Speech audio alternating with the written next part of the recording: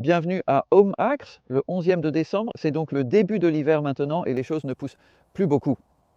Cependant, nous avons quelque chose dans le sol qui pousse et c'est à propos des légumes que vous pouvez cultiver en tant que petites plantes pendant l'hiver sans récolter, mais en arrivant à un stade où ils sont prêts à donner des récoltes vraiment tôt, au printemps prochain quand ils sont super bienvenus et il n'y a pas grand-chose à récolter.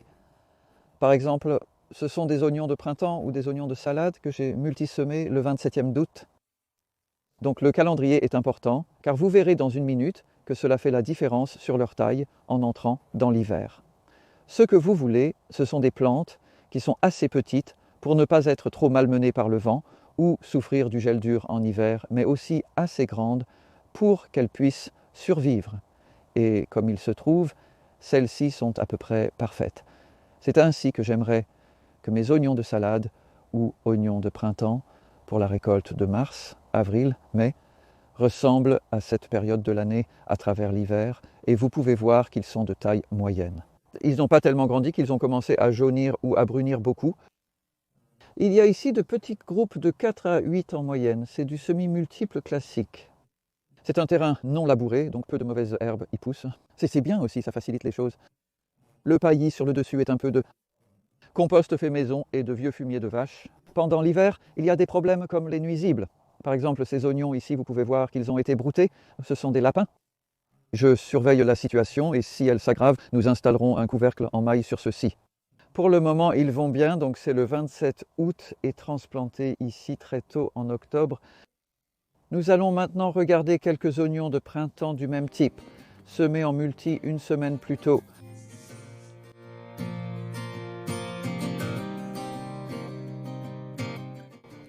Donc ces oignons de printemps ont été semés en multi une semaine plus tôt et vous voyez la différence?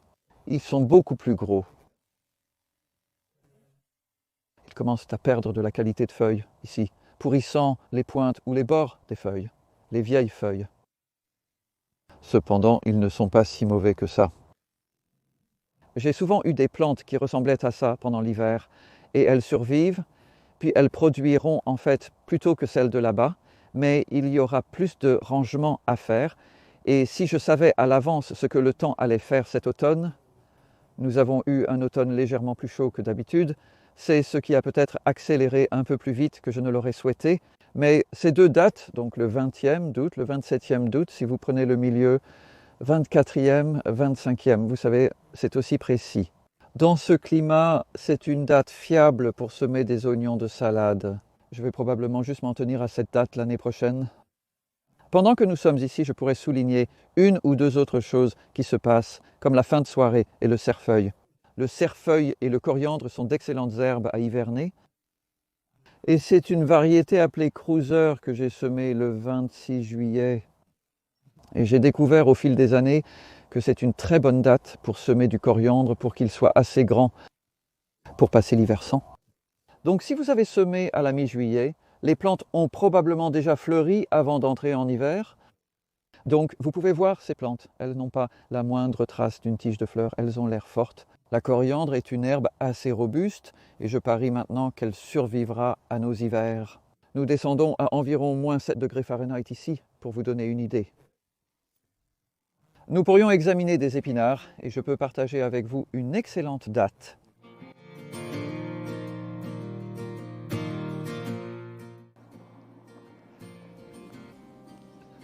Ici, nous avons un très bel exemple d'un légume fantastique à hiverner, les épinards. Des épinards doux qui semblent si fragiles. Il est totalement résistant à l'hiver. Et ici, dans ce climat, il y a une très bonne date pour le semer, qui est le 10 août. Avec le Somerset, dans le sud-ouest du Royaume-Uni, si vous étiez en Écosse, ce serait le 2 août. Dans une zone climatique 4 au nord des États-Unis ou au sud du Canada, ce pourrait être fin juillet. Mais le plus important est de l'obtenir, encore une fois, de taille raisonnablement bonne avant l'hiver, pas trop grande. Vous avez dépassé la période de floraison des épinards, qui a lieu en juin. Donc, il ne va pas vous échapper, il ne devrait pas le faire de toute façon, particulièrement si vous obtenez cette variété appelée Médania. Et il y a en fait ces deux Médania ici. Les plus pâles sur le côté proche, près de la caméra, sont des graines de Médania du paquet que j'ai acheté. J'ai conservé des graines de cette plante pendant 2 ans. Et j'ai fini avec une Médania plus sombre. Et j'aime vraiment beaucoup le foncé, mais ils sont tous les deux bons, et ce sont de bons exemples de ce que l'épinard va faire, ou de ce qu'il a déjà fait, c'est qu'il nous a donné 3 choix. Donc semis du 10 août, transplanté ici en fin août. Ce sont de petites plantules. Nous en avons récolté 3 fois, une cette semaine. C'est pourquoi les plantes sont assez petites. Probablement que nous ne les récolterons plus maintenant jusqu'en février peut-être. Nous pourrions même mettre un peu de polaire dessus pendant l'hiver pour l'aider à pousser.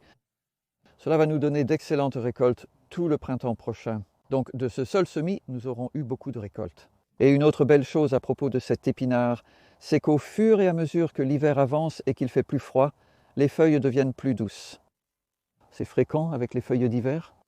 Ainsi, les plantes utilisent le sucre comme antigel et les feuilles deviennent donc plus douces. Nous pouvons en profiter. La récolte est faible, mais de qualité exceptionnelle. Et puis pour la récolte du début du printemps prochain, nous avons ici du chou et je vais vous les montrer. Ils sont sous un filet, principalement contre les pigeons et un peu contre le vent. Nous allons les observer et je décrirai leur jour de semis.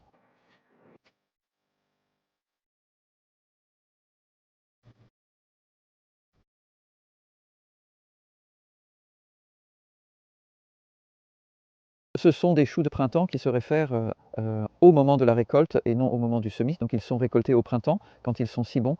Et les autres, j'ai eu une couverture enfilée sur eux dès que nous les avons plantés parce que beaucoup d'animaux et de nuisibles aiment manger ceux-ci, y compris quelques gros pigeons gras qui sont juste comme je parle. Ils sont assis dans l'arbre derrière moi à regarder et si cette couverture restait enlevée, je pense qu'ils seraient sur ceci assez rapidement. Donc la couverture enfilée est brillante pour protéger les plantes hivernées comme celles-ci, qui sont encore assez jeunes et tendres, et vraiment douces pour les nuisibles. Et ceux-ci ont été semés, la date de semis, comme j'utilise, les dates que j'utilise, je les mets toutes dans mon calendrier, parce que c'est ce que je partage là-bas. Les dates que j'ai trouvées sont les meilleures. Et pour ces choux de printemps, la dernière semaine d'août, et cela a résisté à l'épreuve du temps. Je fais cela depuis près de 40 ans en utilisant cette date de semis. Et le 26 août, dans ce cas, les voici maintenant début décembre. Vous pouvez voir qu'ils sont assez grands, mais ils ne se sont pas encore formés. Ils ont donc de belles feuilles centrales, mais ils n'essaient pas de se replier pour former une tête. Si c'était le cas, cela continuerait à se produire par intermittence pendant l'hiver, puis ils fleuriraient au printemps et vous auriez donc une sorte de récolte plus ou moins importante pendant l'hiver. Ce serait quelque chose, mais vous en obtiendrez une beaucoup plus belle, je trouve, si vous les amenez à ce stade. Et ensuite, ils ne vont pas faire grand-chose pendant l'hiver. Et en mars, ils vont soudainement devenir très grands.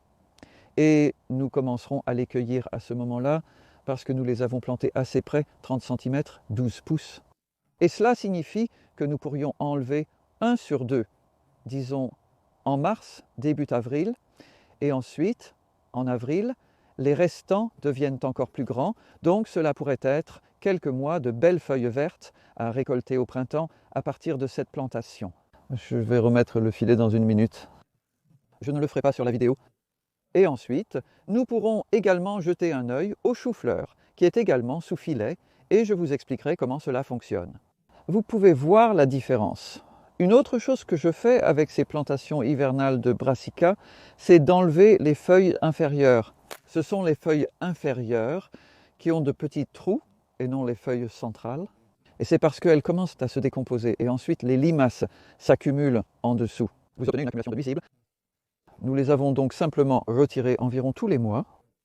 Placer les feuilles mortes dans le compost les garde en bon état. Vous pouvez voir ce qui se passe. Nous avons trouvé quelques chenilles, même récemment ici. C'est surprenant, vous savez, à cette période de l'année, mais trouvez-les, enlevez-les. Cela maintient le chou en très bon état.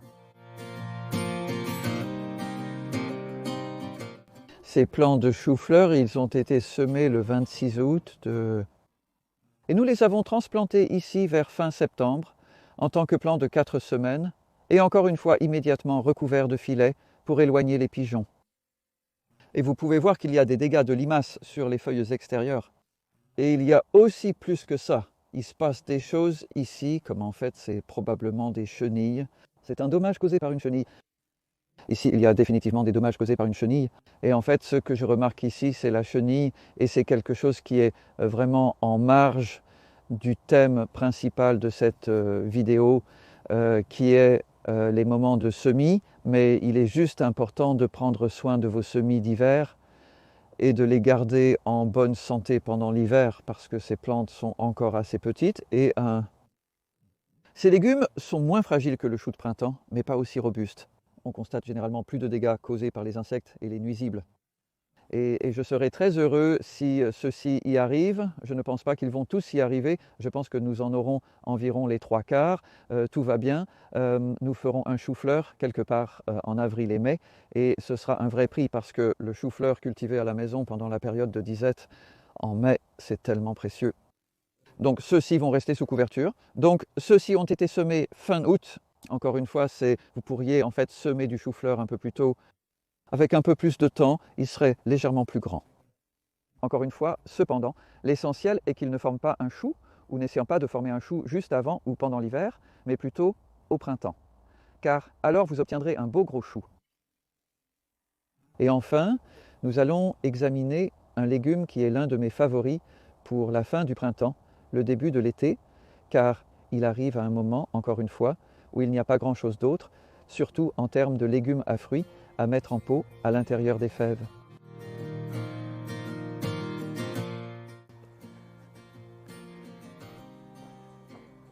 Ici, je peux vous montrer l'effet d'une petite erreur.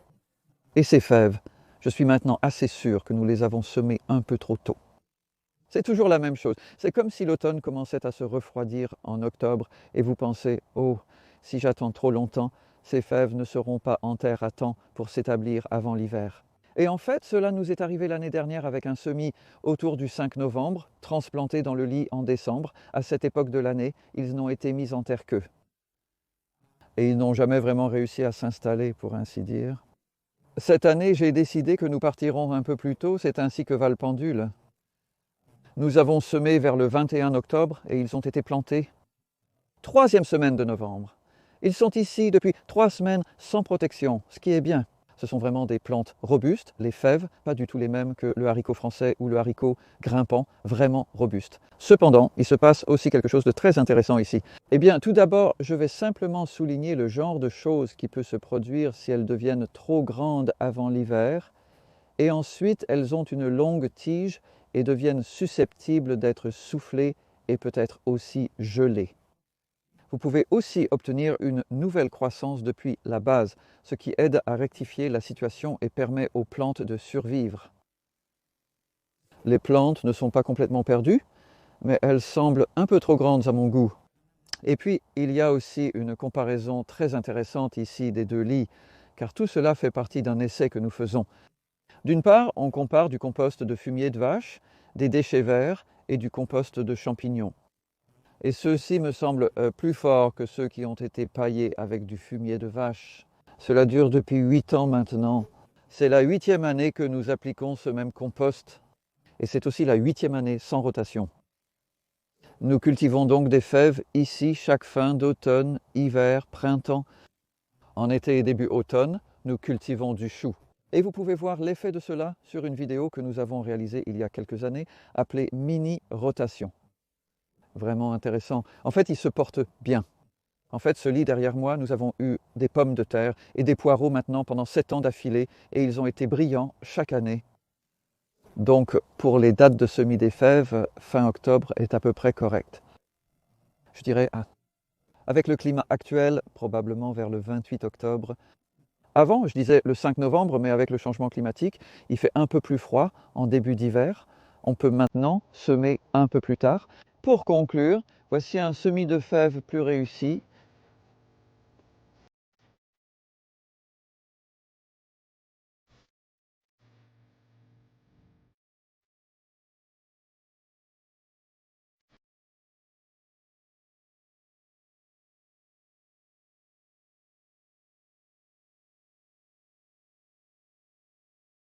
Ici, vous pouvez voir des fèves plus petites, et celles-ci ont été semées directement. Le seul légume que nous avons vu dans cette vidéo, pratiquement dans tout le jardin en fait, qui est semé directement. Donc tout le reste commence dans la serre et est transplanté. Et la raison pour laquelle je suis souvent hésitant à semer directement des fèves, c'est au cas où les souris les mangeraient ou les oiseaux les arracheraient. Et c'est une des raisons pour lesquelles j'ai mis un couvercle en maille et en fait une comparaison entre les deux lits. Ces fèves ne seront probablement pas destinées à être mangées, donc nous n'allons pas les récolter. Nous allons les couper au niveau du sol pour mettre les sommets dans le tas de compost et laisser les racines dans le sol, et les racines auront des nodules d'azote, ce qui est génial, mais plus que cela, les plantes qui poussent pendant l'hiver jusqu'au début du printemps auront apporté beaucoup de carbone dans le sol grâce à la photosynthèse. C'est pourquoi on utilise des cultures de couverture et du fumier vert, comme cette moutarde là-bas, qui nous avons semé début septembre ou mi-septembre, même après les courges. Il y avait toutes sortes de courges d'hiver ici. Et cela avait été... Oh, en fait, c'était une courge très tardive. C'était de la courge butternut, donc le sol n'a été déblayé qu'en octobre. Et ensuite, il était temps de replier le polyéthylène et de mettre ces fèves au sol fin octobre, début novembre. Elles ont été plantées.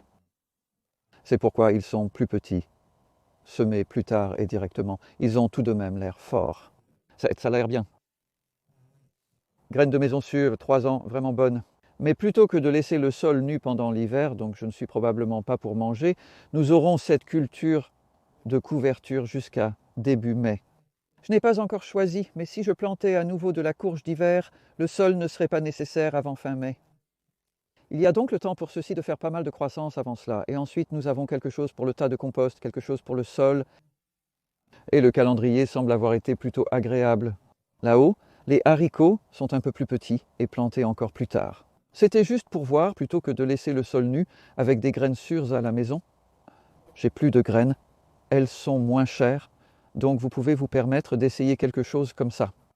Et j'espère que vous avez apprécié de regarder certains de ces temps de semis et ce que vous pouvez faire pour les semis de fin d'été et d'automne, à la fois pour passer l'hiver et pour récolter à nouveau au printemps. Profitez-en cet été et à l'automne.